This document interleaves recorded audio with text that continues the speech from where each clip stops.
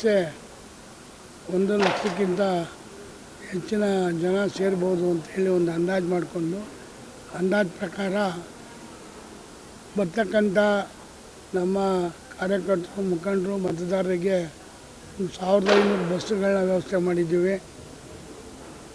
ಸ್ವಂತ car, 2 wheelers, ವಾಲಂಟ್ರಿಯಾಗಿ ಬರ್ತಕ್ಕಂಥವ್ರು ಎಲ್ಲ ಸೇರಿ 1 ಲಕ್ಷದ ಮೇಲೆ ಸೇರ್ತಾರೆ ಅಂತ ಒಂದು ನಿರೀಕ್ಷೆ ಇಟ್ಕೊಂಡು ಒಂದು ಬೃಹತ್ ಪೆಂಡಾಲ್ನ ಸಭಾಂಗಣವನ್ನು ಮಾಡಿ ಎಲ್ಲ ಸಕಲ ಸಿದ್ಧತೆಗಳನ್ನು ಮಾಡ್ಕೊಂಡಿದ್ವಿ. ಅಂತ ಬರ್ತಕ್ಕಂಥವ್ರಿಗೆ ಮಧ್ಯಾಹ್ನ ಊಟದ ವ್ಯವಸ್ಥೆ ಇದೆ, ಕುಡಿಯೋ ನೀರಿನ ವ್ಯವಸ್ಥೆ ಇದೆ, ಮಜ್ಜಿಗೆ ಇಂಥ ಭಾಳ ಬಿಸಿಲಿರೋದ್ರಿಂದ ಅವರಿಗೆ ಕುಡಿಯೋ ತಂಪು ಪಾನೀಯಗಳನ್ನು ಸಹ ಇಲ್ಲಿ ಸರಬರಾಜು ಮಾಡ್ತಾಯಿದ್ವಿ. ಜನತಾ ಸಮಾವೇಶನ ಈ ಭಾಗದಲ್ಲಿ ಮಾಡ್ತಿರೋದು ಏನು ಸರ್? ಅದೇ ಏನಿಲ್ಲ, ಈ ಭಾಗ ಆ ಭಾಗ ಅಂತೇನಿಲ್ಲ. ಯಶವಂತಪುರ ಕ್ಷೇತ್ರ ಮುಂಚಿಂದನೂ ಇದು ಜನತಾದಳದ ಒಂದು ಭದ್ರಕೋಟೆ. ಇಲ್ಲಿ ಒಬ್ಬ ಹೆಚ್ಚಿನ ಮುಖಂಡರು ಮತದಾರರು ಕಾರ್ಯಕರ್ತರು ಸೇರ್ಬೋದು ಒಂದು ನಿರೀಕ್ಷೆಯನ್ನು ಇಟ್ಕೊಂಡು, ಹಾಗೂ ಬೆಂಗಳೂರಿನ 28 ಕ್ಷೇತ್ರದ ಎಲ್ಲ ಕಾರ್ಯಕರ್ತರು ಮುಖಂಡರು ನಮ್ಮ ಪಕ್ಷದ ಅಭಿಮಾನಿಗಳು ಬರ್ತಾಯಿದ್ದಾರೆ. ಹಾಗಾಗಿ ಖಾಲಿ ಜಾಗ ಹೊರವಲಯದಲ್ಲಿ ಖಾಲಿ ಜಾಗ ಎಲ್ಲ ಲಭ್ಯತೆ ಇದೆ. ಹೊರವಲಯದಲ್ಲಿ ಮಾಡಿದ್ರೆ ಟ್ರಾಫಿಕ್ ಸಮಸ್ಯೆ ಆಗೋದಿಲ್ಲ, ಸಂಚಾರ ದಟ್ಟಣೆ ಉಂಟಾಗಿ ನಾಗರಿಕರಿಗೆ ತೊಂದರೆ ಆಗಬಾರ್ದು ಅನ್ನೋ ಉದ್ದೇಶ ಇಟ್ಕೊಂಡು ಯಶವಂತಪುರದಲ್ಲಿ ಕಾರ್ಯಕ್ರಮ ಮಾಡ್ತಾಯಿದ್ವಿ. ಇದಕ್ಕೆ ಯಾವುದೇ ವಿಶೇಷ ಅರ್ಥ ಕಲಿಸ್ಬೇಕಾಗಿಲ್ಲ. ಹಾಗಾಗಿ ಏನು ನಮ್ಮ ಪಕ್ಷ ಜನತಾದಳ ಜಾತ್ಯತೀತ ಪಕ್ಷವನ್ನು ದೇವೇಗೌಡರು 1999ರಲ್ಲಿ ಒಂದು ಪಕ್ಷವನ್ನು ಕಟ್ಟಿ ಅಲ್ಲಿಂದ ಇಲ್ಲಿವರೆಗೂ ಒಂದು ಪ್ರಾದೇಶಿಕ ಪಕ್ಷ 2 ಪಕ್ಷಗಳ ಎದುರುಗಡೆ ಹೋರಾಟ ಮಾಡಿಕೊಂಡು ಯಶಸ್ವಿಯಾಗಿ ಬಂದಿದೆ. 2 ಸರಿ ಈ ಪಕ್ಷದಿಂದ ಕುಮಾರಸ್ವಾಮಿ ಅವರು ಮುಖ್ಯಮಂತ್ರಿ ಆಗಿದ್ದಾರೆ. ಅದೇ ನಮಗೆ ಸಂತೋಷದ ವಿಚಾರ. ದೇವೇಗೌಡರು ಅವರು ಬದುಕಿರುವಾಗಲೇ ಈ ಬೆಳ್ಳಿ ಮಹೋತ್ಸವವನ್ನು ಇಡೀ ಕರ್ನಾಟಕ ರಾಜ್ಯಾದ್ಯಂತ ಮಾಡಬೇಕು ಅಂತ ಒಂದು ತೀರ್ಮಾನವನ್ನು ಪಕ್ಷ ಸಂಕಲ್ಪ ಮಾಡಿದೆ. ಅದರಂತೆ ಇವತ್ತು ಬೆಳ್ಳಿ ಮಹೋತ್ಸವ ಹಾಗೂ ಜನತಾ ಸಮಾವೇಶವನ್ನು ಇಟ್ಕೊಂಡಿದ್ದೀವಿ. ಇದಕ್ಕೆ ಏನು ಸಕ್ಸಸ್ ಆಗಬೇಕಾದ್ರೆ, ಯಶಸ್ವಿ ಆಗಬೇಕಾದ್ರೆ ಮಾಧ್ಯಮದವರ ಎಲ್ಲ ಸಹಕಾರವೂ ಅಗತ್ಯವಿದೆ. ಹಾಗೆ ನಮ್ಮ ಪಕ್ಷದ ಮುಖಂಡರು ಕಾರ್ಯಕರ್ತರು ಏನು ಹಗಲಿರುಳು ಹೋರಾಟವನ್ನು ಮಾಡಿ ಕಾರ್ಯಕ್ರಮ ಯಶಸ್ವಿ ಮಾಡೋದಕ್ಕೆ ಪ್ರಯತ್ನ ಮಾಡ್ತಾರೆ. ಖಂಡಿತ ಸಕ್ಸಸ್ ಆಗುತ್ತೆ. ನಡೀತಕ್ಕಂಥ ದಿನಾಂಕ ಹಾಗೆ ಸಮಯ ಎಷ್ಟು ಗಂಟೆಯಿಂದ ಎಷ್ಟು ಗಂಟೆವರೆಗೂ? ಶನಿವಾರ 11ನೇ ತಾರೀಕು ಏಪ್ರಿಲ್ 11, 2026 ಬೆಳಿಗ್ಗೆ 11 ಗಂಟೆಗೆ ಸಮಾವೇಶ ಪ್ರಾರಂಭವಾಗಿ ಸುಮಾರು 3-4 ಗಂಟೆ ಒಳಗೆ ಮುಗಿಬಹುದು. ಕಾರ್ಯಕರ್ತರಿಗೆ ಏನು ಹೇಳ್ತೀರಾ ಸರ್?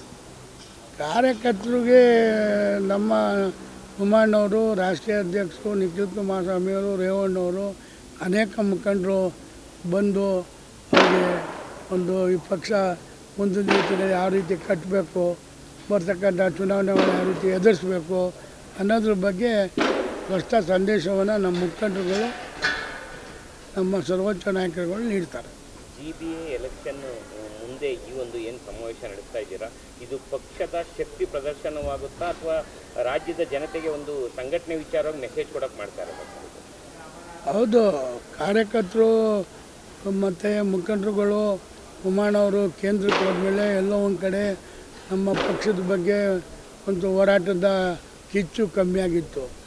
ಈಗ ಮತ್ತೆ ಕಾರ್ಯಕರ್ತರು ಹುಮ್ಮಸ್ಸು ಬರಬೇಕಾದ್ರೆ, ಅವ್ರಿಗೊಂದು ನಾವಿದ್ದೀವಿ ಅಂತ ಒಂದು ಭರವಸೆ ಸಿಗಬೇಕಾದ್ರೆ, ಅದಕ್ಕೋಸ್ಕರ ದೇವೇಗೌಡರು, ಕುಮಾರಣ್ಣವರು ಈ ಸಮಾವೇಶನ ಏರ್ಪಡಿಸಿ ಸಮಾವೇಶದ ಮುಖಾಂತರ ಕಾರ್ಯಕರ್ತರಿಗೆ ಅಷ್ಟು ಸಂದೇಶವನ್ನು ಕೊಡ್ತಾರೆ. ಜಾತ್ಯತೀತ ಪಕ್ಷದ ವತಿಯಿಂದ ಬೆಂಗಳೂರು ನಗರದ ಕೊಮ್ಮಘಟ್ಟ ನೈಸ್ ಗ್ರೌಂಡ್ನಲ್ಲಿ ದಿನಾಂಕ 11/4/2026 ಶನಿವಾರದಂದು ಜನತಾ ಸಮಾವೇಶ ಬೆಂಗಳೂರು ನಗರ ಮತ್ತು ಜನತಾ ದಳ ಜಾತ್ಯತೀತ ಪಕ್ಷ 25 ವರ್ಷ ಪೂರೈಸಿದ ಸಂಭ್ರಮದಲ್ಲಿ ಬೆಳ್ಳಿಯ ಸಂಭ್ರಮ ಆಚರಣೆ ಅಂಗವಾಗಿ ಒಂದು ವಿಶೇಷವಾದಂತಹ ಒಂದು ಸಮಾವೇಶವನ್ನು ನಾವು ಆಯೋಜನೆ ಮಾಡಿದ್ದೇವೆ ಪಕ್ಷದ ವತಿಯಿಂದ.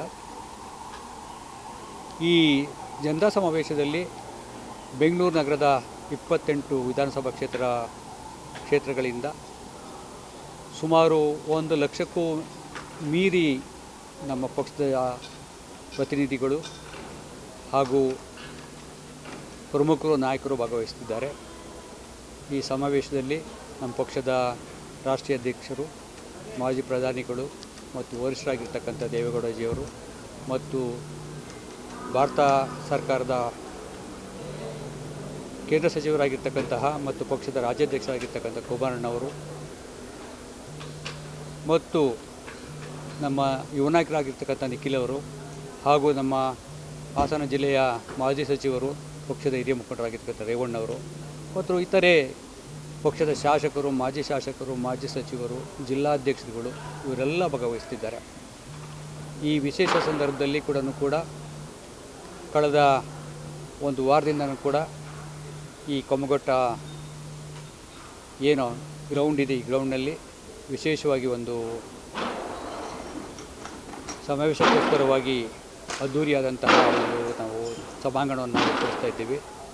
ಇದರ ನೇತೃತ್ವವನ್ನು ನಮ್ಮ ಪಕ್ಷದ ಹಿರಿಯ ನಾಯಕರು, ಶಾಸಕರು ಮತ್ತು ಜನಪ್ರಿಯ ಮುಖಂಡರಾಗಿರ್ತಕ್ಕಂತಹ ದೇವರಾಯಗೌಡರು ಮತ್ತು ಶರವಣರಿದ ಶಾಸಕರಾಗಿರ್ತಾರೆ ಅವರು, ರಮೇಶ್ ಗೌಡರು ಮತ್ತು ಪಕ್ಷದ ಎಲ್ಲ ಇತರೆ ಮುಖಂಡರುಗಳು ಕೂಡ ಮುತುವರ್ಜಿ ವಹಿಸಿ ಈ ಕಾರ್ಯಕ್ರಮದಲ್ಲಿ ಯಶಸ್ವಿಗೊಳಿಸೋಸ್ಕರವಾಗಿ ಎಲ್ಲ ರೀತಿಯಲ್ಲೂ ಸಹಕಾರ ನೀಡುತ್ತಿದ್ದಾರೆ.